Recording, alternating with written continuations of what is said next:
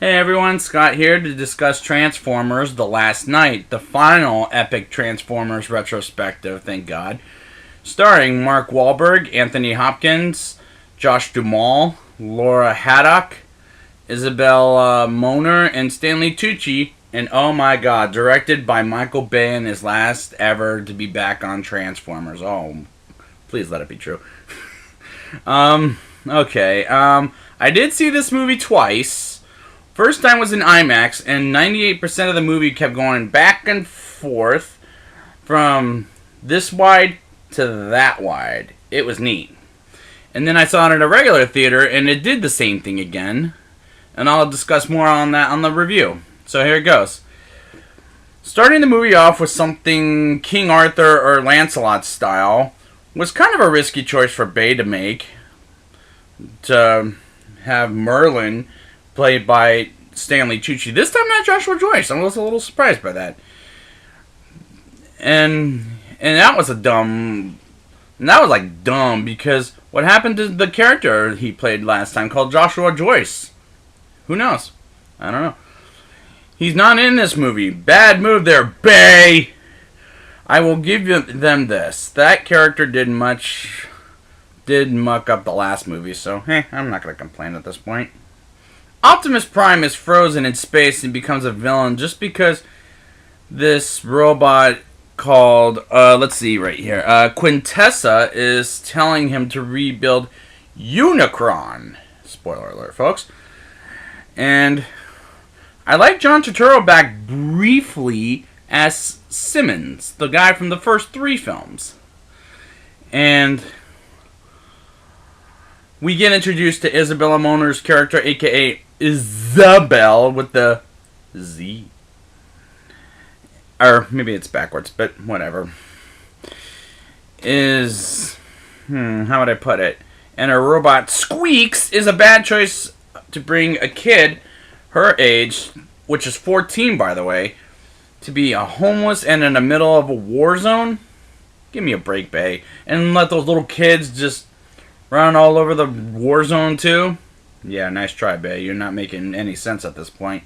Mark Wahlberg is back as Cade Yeager with the Camaro, Bumblebee. Was a good choice to put the plot, or no plot in this movie, whatever that is, where he has the Last Night medallion or wristband on his arm so they can get the movie going for 2.5 hours, and it's way too long. I'm going to put it out there. This movie dragged for me. I had to look at the time a lot when I saw it on the second view, and I was like, how long is this movie going to last? Well, even though I already saw it at that point, whatever. And I like that Bumblebee can put himself together again, like Humpty Dumpty, for example, as he's fighting. That was good. Josh Duhamel's character, Lennox, is back in this movie with the villain, with the villains, and then he works with Megatron this time. Damn, babe, can you please stop making all these cliches? John Goodman's Autobot Hound is back and is still a good presence in this movie. What I saw on IMAX, when I saw this on IMAX, it was like I said earlier, 98% of the movie was shot in IMAX, and I saw it again in a regular theater, and the black bars were going back and forth like it did in the IMAX showing. Maybe it's all the case with this movie. I don't know, but bear with me. So please, whatever you do, go see this in IMAX if you can, before some other movie replaces it, maybe like Spider-Man, for example. But we also get introduced to Laura Haddock from Guardians of the Galaxy's character. Well, not her character in Guardians of the Galaxy, but she was the mother of Peter Quill with the cancer in Guardians of the Galaxy. Her character, Vivian, which I guess is a good female character of the Transformers universe. A little better than Nicola Peltz, in my personal opinion. Whatever. I like Anthony Hopkins in this movie as Sir Edmund Burton. He has a presence in a commanding way, like he commands the screen every time you see him in a movie. He commands it. And Ken Watanabe's Drift is back, and there's a good samurai priest presence, excuse me. I can't believe that they brought back Wheelie, and this time he's more annoying than ever. Don't bring back Wheelie. I'm so confused. But wait, dude, man, there may be more. The Dinobots are useless in this movie, and they don't do anything much in this movie at all, and they never even show up in the end fight. Don't bring them back, Bay. If you think they're that stupid, then just don't put them in this movie. Maybe they did have to make them do it so that they can make sure that they use them as pets. I don't know. There's no such thing as dinosaur pet robot things. Again, Bay is going way too far with not only the noise and the constant yelling, and as well as the stereotype African American things, which I hate to be going this far, but it's too much for me. It's obnoxious, and he really needs to knock that off.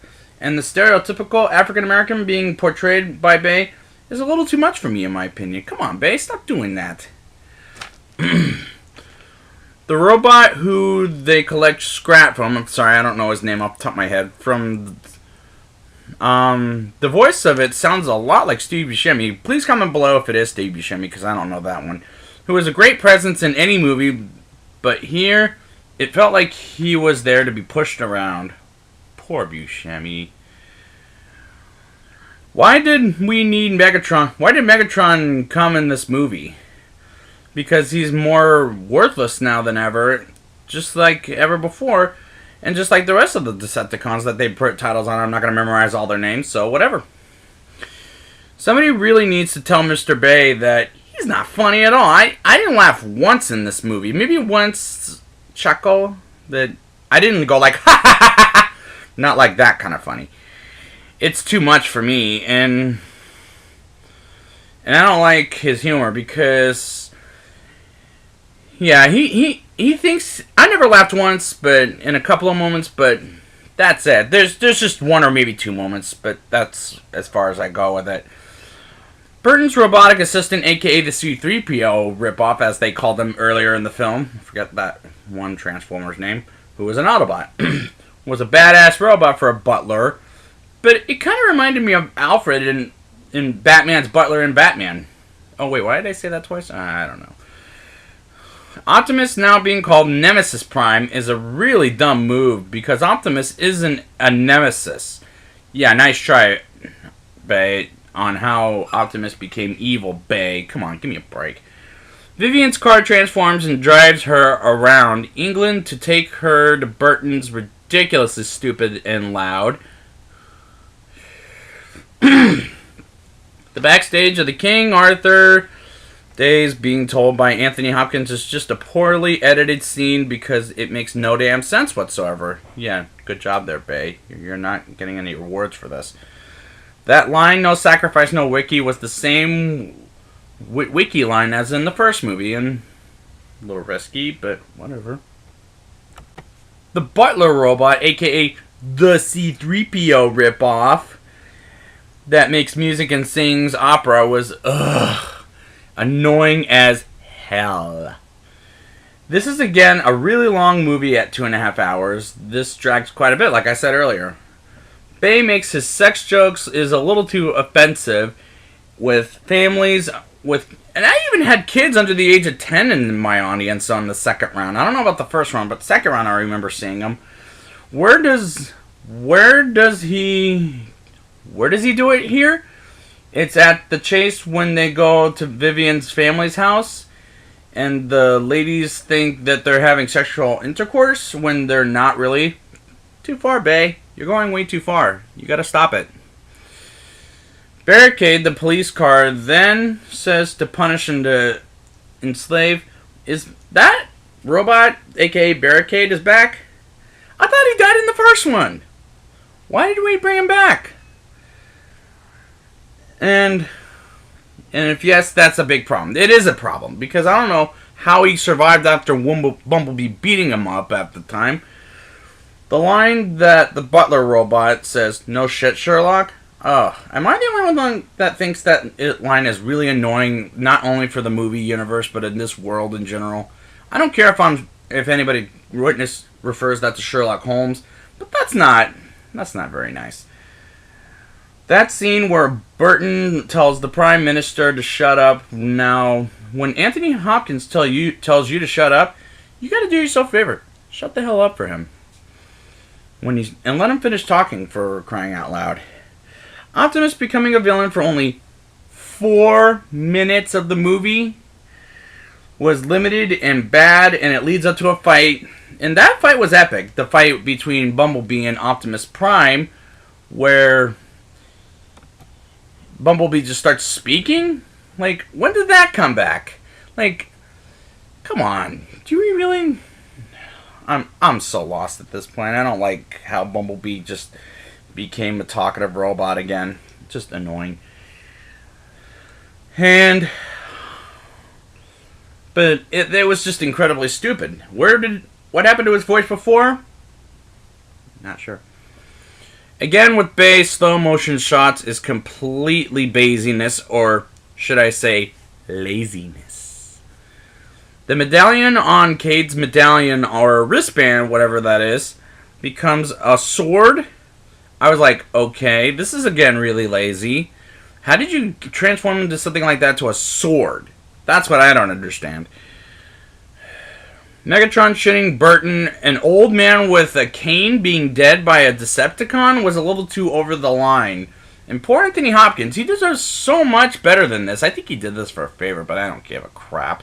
The final fight between the Autobots and the whole... What is it called? I had it here on my notes. Unicron, that's the one. And, was a little epic on how Optimus kicks Megatron off the spaceship. It was pretty cool. Optimus saying, "Say hello to my little friend called Bumblebee," and Bumblebee shoots the villain called, what is she called? The one that sounds like Helen Mirren. And he says, "Sting like a bee." That's a Muhammad Ali line, by the way. And kills off 5 to 7 Decepticons with the sword slice Optimus does was pretty badass too. And Squeaks destroys the Decepticon sniper. Was pretty badass as well for a little robot. Quintessa, that's her name. Oh, Jesus Christ, I'm losing my head. Quintessa, as a human, during the credits scene, he doesn't like being touched, was setting up a sequel in a lazy kind of way. Bay, you're not getting your sequel based on the box office. Alright, time for the rating. I'll give this movie a 4.1 out of 10. This movie is loud, stupid, and very bazy or lazy, whatever you want to call it. Just bad storytelling and a very noisy film. I would like to thank you guys for joining me on the Transformers retrospective. And until next time, roll out.